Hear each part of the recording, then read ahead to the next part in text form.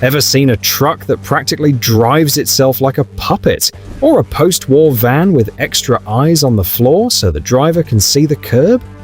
Welcome to the world of the strangest classic trucks ever built. From milk delivery trucks where the driver never sits, to desert giants built around tires taller than most humans, each vehicle on this list is a mechanical marvel wrapped in absolute madness. Some bend physics, some defy logic, and all of them leave you asking, how did anyone think this was a good idea? Stick around because the last truck on this list will completely blow your mind. The MAZ-2000 Perestroika was a revolutionary mid-1980s Soviet concept truck developed by the Minsk automobile plant, envisioned as a road train of the 21st century and built around a radical modular architecture to redefine freight transport. What made this truck truly radical was how it steered. Unlike a conventional truck where the wheels turn inside fixed arches, the MAZ-2000 used a completely different idea. The entire front engine module, including the wheels, engine, and transmission, pivoted as a single unit beneath a stationary cabin. While the driver stayed facing straight ahead, the whole drivetrain assembly rotated up to 90 degrees to change direction. It looked unreal, and it worked. That layout was part of a fully modular design. The truck was built from interchangeable sections, with the steerable front traction module carrying the engine and transmission. By separating the propulsion system from the living space, engineers created a completely flat cabin floor and increased usable cargo volume by up to 10%. This was decades ahead of anything seen in production trucks. Power came from a MAN D2866 inline-6 diesel producing 290 horsepower, pushing the MAZ-2000 to a top speed of about 75 miles per hour. Impressive for a heavy concept truck of that era. But the real shock came when you stepped inside. The cab stood over 6.5 feet tall and felt more like a rolling apartment than a work truck. It featured 2 sleeping berths, a pull-out table, a full kitchen area with a refrigerator and microwave, air conditioning, and even a television. Only 3 operational prototypes and 1 full mock-up were ever built. When the Soviet Union collapsed, the project ended before it could reach production.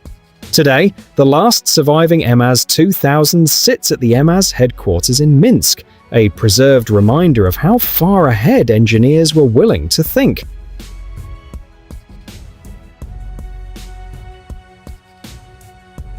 This thing looks like it escaped from a cartoon, but it exists for one very serious reason.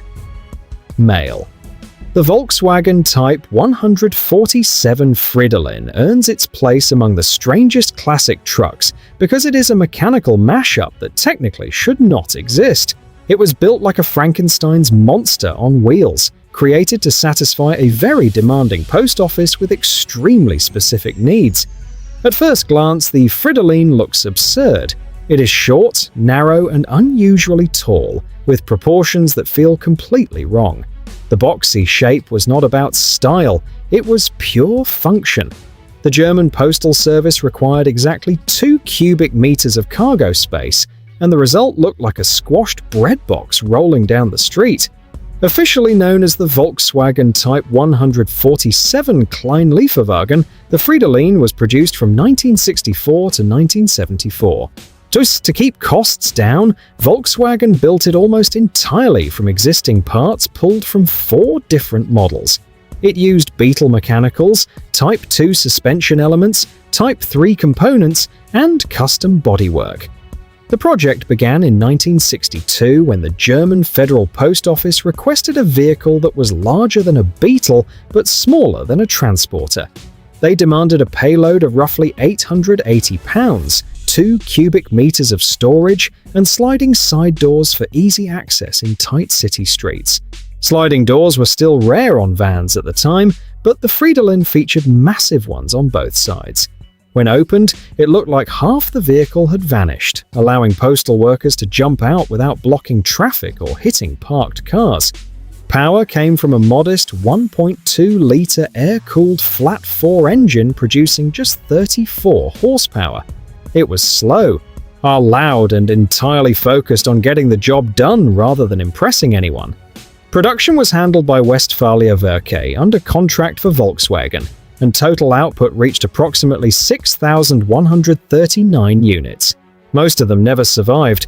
Built from thin steel and used daily in all weather conditions, the Fridolin was extremely prone to rust.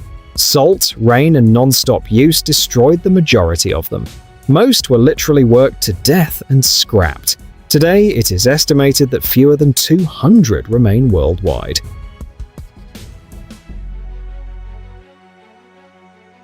Meet the Morris J-Type, the van that looks like it just woke up with wide eyes and a loaf of bread for a body. Launched in 1949, it became the face of post-war British small business, but its design was anything but conventional. What makes it truly strange starts with the front end. The J-Type sports a short, snub-nosed front with bulging headlights mounted on the fenders, giving it a permanently surprised, almost frog-like expression. At a time when most vans had long hoods, Morris went with a forward control layout. The driver sat right over the front wheels, engine beside them, maximizing cargo space in an incredibly compact footprint. Even the doors were unusual. The sliding front doors tucked neatly into the rear bodywork, perfect for cramped London alleys. During hot summers, when drivers often left them wide open to vent the cabin, because with the engine right next to the driver, the interior got unbearably warm. The pear-shaped body curves inward as it rises, making the roof narrower than the floor. This wasn't style for style's sake. It strengthened the thin post-war steel, allowing the van to be light yet durable. Underneath, it used all-steel unitary construction with no separate chassis. Power came from a 1.5-litre side-valve engine borrowed from the Morris Oxford MO. Despite its small, quirky shape, the J-Type could haul a surprising amount, roughly 150 cubic feet of cargo, more than many vans twice its size. Its unusual proportions, forward control design, and practical quirks made it both weird and brilliant. A compact, big truck trapped in a tiny, frog-faced body. Decades later, the J-Type's odd charm lives on. A modern UK startup, Morris Commercial, is now producing a fully electric JE that carbon copies this 1940s styling, proving that weirdly perfect design never truly goes out of style.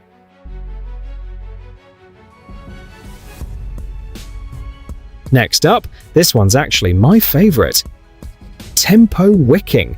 When small businesses needed reliable transport in post-war Germany, the Tempo Wiking proved that a tiny van could punch far above its weight. Built from 1953 to 1955 by Vidal and Zone Tempo Werke, this compact four-wheeled van replaced the company's three-wheeled delivery carts and offered urban businesses a practical, efficient solution when every inch of space and every dollar mattered. Germany's cities were recovering from the war, and small commercial vehicles were in high demand. Tempo had specialized in light transport, but when Volkswagen cut off engines for their Matador van in 1952 to protect its own Type 2 transporter, Tempo was forced to innovate. The Wiking was the answer. Unveiled at the 1953 International Motor Show in Germany, the Wiking ran on a 460 cubic centimeters. He'd two-cylinder, two-stroke, air-cooled engine from Heinkel. It produced 17 horsepower, reached a top speed of roughly 40 miles per hour, and could carry up to 1,870 pounds. Front-wheel drive was a clever feature for the time, giving a low, flat-loading floor that maximized cargo space in its cab-over-engine layout. The design was instantly recognizable. Its bulbous front end, massive grinning grille, and tiny headlights gave it an almost playful character, while the utilitarian body kept it fully practical for deliveries. Versatility was key. The Wiking came in multiple configurations, including a van, pickup, and the Wiking Rapid minibus, adapting to every small business need. Approximately 12,590 units were produced before the model ended in 1955. But the Wiking's story didn't stop there. Its tooling was transferred to India. where Bajaj Tempo continued producing variants for decades, cementing the design's influence in light commercial vehicles worldwide. Stand up, because the Divco isn't a truck you sit in, it's one you drive while standing. Built for the milkmen and bread delivery men of America, this rolling contradiction of 1930s ergonomics stayed in production from 1937 all the way into the 1980s, making it one of the longest-running and most iconic designs in American automotive history. Founded in 1926, Divco pioneered the multi-stop delivery truck. The Model U was engineered for efficiency. Drivers made hundreds of stops a day without ever sitting. Its patented steering column combined a clutch and brake pedal so the operator could steer, shift, and brake while standing upright, leaning against a small padded rest. With 38 horsepower and a top speed governed at 32 to 35 miles per hour, it wasn't fast, but it was unstoppable on city streets. The Divco's design was frozen in time. While other trucks chased fins, chrome, and aerodynamics, the Model U barely changed between 1937 and 1986. It featured a rounded, snub-nosed face and folding suicide doors. By the 1980s, you could buy a brand new truck that looked identical to the one your grandfather drove during the Great Depression. Those suicide accordion doors weren't just for show, they folded out of the way to create a wide gap. Drivers frequently drove with the doors open at 40 miles per hour, held only by a handrail, a maneuver that would be a safety nightmare today. The low-step chassis dropped the frame between the wheels, creating an ultra-low floor just inches off the ground. It gave the Divco a hovering look that's made it a favorite for rat rod builders today. Originally powered by Leroy engines, later models used Hercules or Ford straight sixes, and the trucks were built like tanks. Many lasted 30 to 40 years in active service, surviving relentless stop-start city routes. The Divco may look strange today, but every curve, pedal, and hinge was purpose-built for decades of efficient, durable, and practical doorstep deliveries across America. Next up, DKW Schnellaster. It looks like a toaster, sounds like a weed whacker, and drives with a layout that wouldn't become common for decades. Produced by Auto Union in Ingolstadt, Germany from 1949 to 1962, this light commercial van was arguably the world's first modern minivan, thanks to its space-maximizing one-box design and forward-thinking engineering. The name literally means rapid transporter, and it was the first vehicle rolled out at Auto Union's rebuilt Ingolstadt plant after World War II. Released a full year before Volkswagen's Type 2 transporter, the Schnellaster defined the modern van layout we still recognize today. Under the hood, the DKW used a 3-cylinder, 2-stroke engine. Early versions produced 20 horsepower, later models reached 32 horsepower. This Auto Union marketed it with the slogan 3 equals 6, claiming the 3-cylinder engine's power strokes felt as smooth as a conventional 6-cylinder 4-stroke. With a 700 cubic centimeters displacement, it wasn't about raw speed, it was about efficiency and reliability. Front-wheel drive eliminated the need for a drive shaft running to the rear, which lowered the cargo floor to just 16 inches. Combined with a cab-over-engine design, this gave the Schnellaster an almost completely flat interior, making loading and unloading effortless. Versatility was another hallmark. The Schnellaster was available as a panel van, a combi bus, a pickup, and even specialized variants like ambulances and cattle trucks. Its ultra-low floor, flat cargo space, and modular design made it adaptable for almost any post-war commercial need. While the DKW Schnellaster might look odd today, but it was decades ahead of its time. A compact, efficient, and wildly innovative vehicle that laid the foundation for modern vans. Before satellites, recovery helicopters, or modern heavy haulers, the US Army solved one brutal problem with sheer force. When a 70,000-pound tank died in the mud, they did not leave it behind. They sent something even bigger. The Pacific M26 tank transporter, better known as the Dragon Wagon, was the largest and most powerful wheeled vehicle the United States fielded during World War II.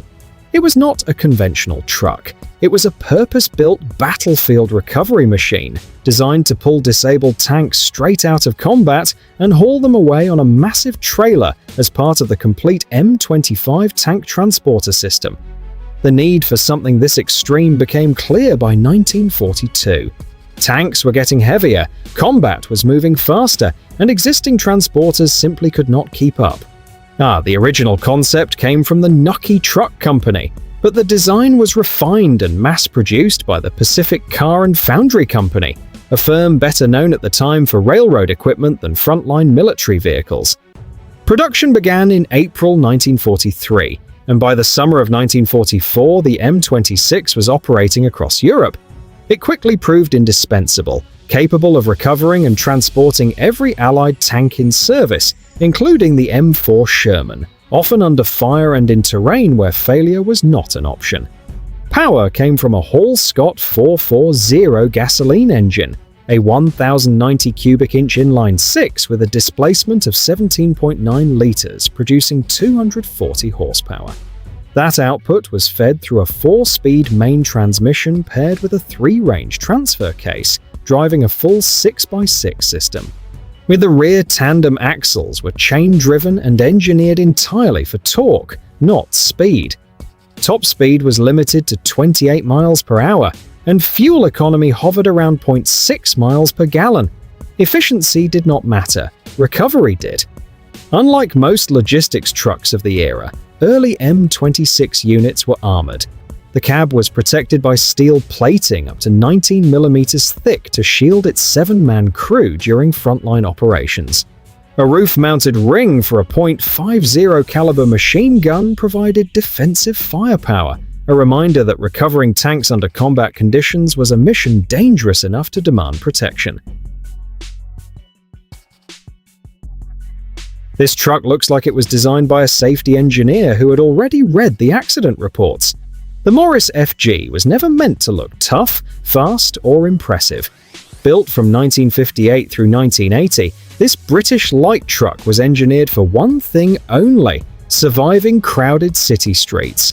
Its strange, multi-angled cab earned the nickname the Threepenny Bit because it resembled the 12-sided British coin in circulation at the time, and it looked just as unconventional in motion. The problem it set out to solve was painfully real. In the 1950s, delivery drivers were getting injured daily. Traditional flat-sided truck doors swung straight into traffic, blocking sidewalk visibility and getting clipped by passing cars.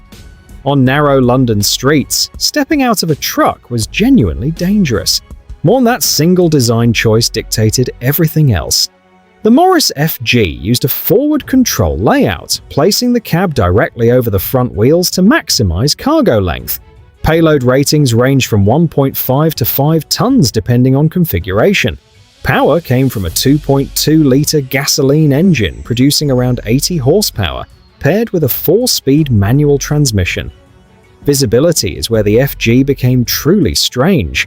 A wraparound curved windshield delivered an enormous 270-degree field of view, an advanced and expensive feature in 1958. To eliminate blind spots near the front wheels, engineers added small glass panels at the bottom corners of the cab near the driver's feet. These curb windows let drivers see curbs, pedestrians, and obstacles directly in front of the tires. It's making the truck look like it had extra eyes built into the floor. Entry and exit were just as intentional.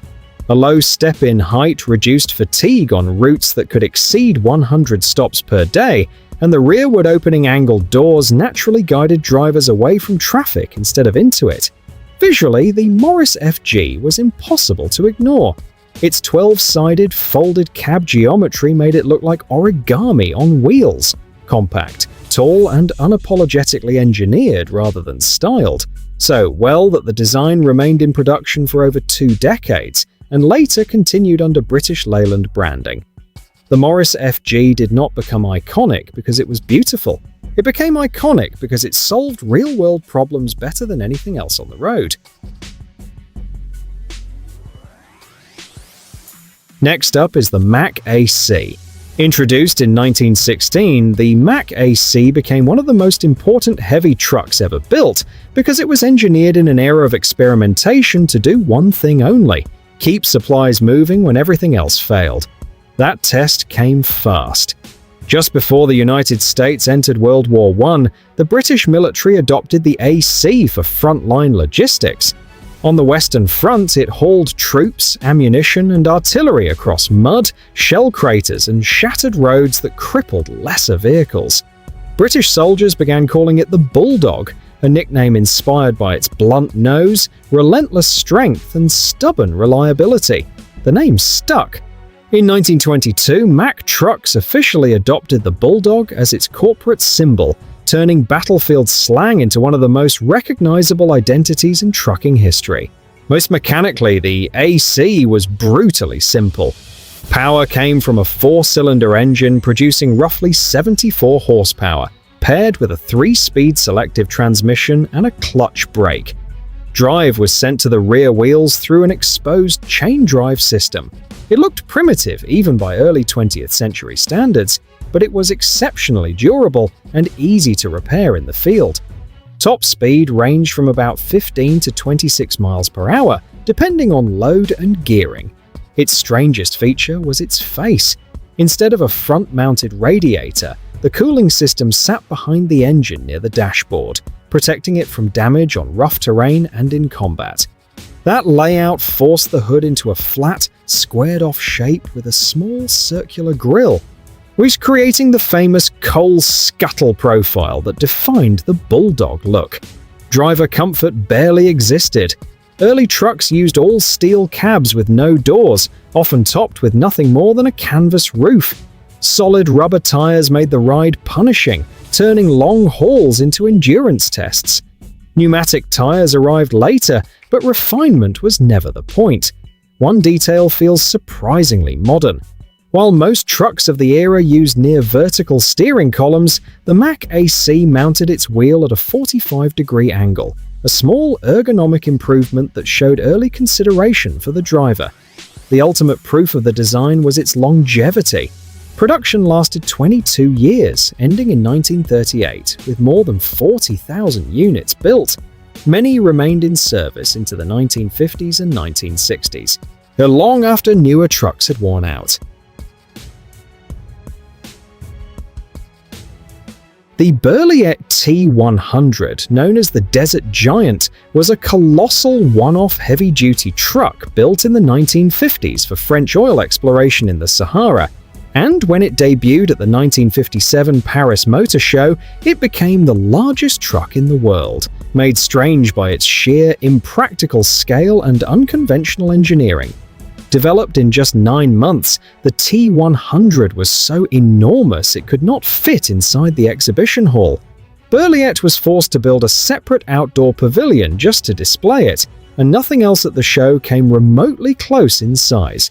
Only 4 were ever built. 3 used a conventional long-nose cab, while 1 experimented with a cab-over layout. When the Algerian conflict ended in the early 1960s, the need for a machine this extreme disappeared with it. The numbers still sound unreal. The truck stretched roughly 50 feet long, stood about 14.5 feet tall, and weighed around 110,000 pounds before carrying any cargo. Payload capacity matched that figure, allowing it to haul another 50 tons. Power came from a massive 29.6-liter Cummins VIF-12 diesel producing 600 horsepower, later increased to 700. Even that was not enough to run every system. The truck was designed around its tires. Berliet asked Michelin to build the largest sand tires possible, then engineered the vehicle to fit them. Each tire stood more than 7 feet tall and nearly 3 feet wide, creating ground pressure lower than a human footstep and allowing the T100 to float across dunes where smaller trucks would sink. Steering those tires required another radical solution. The main engine was too powerful for conventional hydraulics, so Berliet added a second engine purely for steering and braking. An 850 cubic centimeter Panhard auxiliary engine handled those systems. One prototype went further still. Unit number 4 was fitted with a 1,000 horsepower turbomecha gas turbine. It worked, but fuel consumption was so extreme that it was later converted back to diesel. Despite its size, the cab was shockingly civilized. Drivers climbed in using a ladder into what felt like a mobile command center. Heavy insulation and industrial air conditioning kept interior temperatures around 77 degrees Fahrenheit, even when desert heat pushed past 140. That's a wrap on the strangest classic trucks ever built, each one a bold experiment in engineering, audacity, and sometimes sheer madness. Which one shocked you the most? Drop your thoughts in the comments, smash that like button, share this video, and don't forget to subscribe and hit the bell so you never miss the wildest rides in automotive history. The road has no limits, and clearly, neither did these trucks.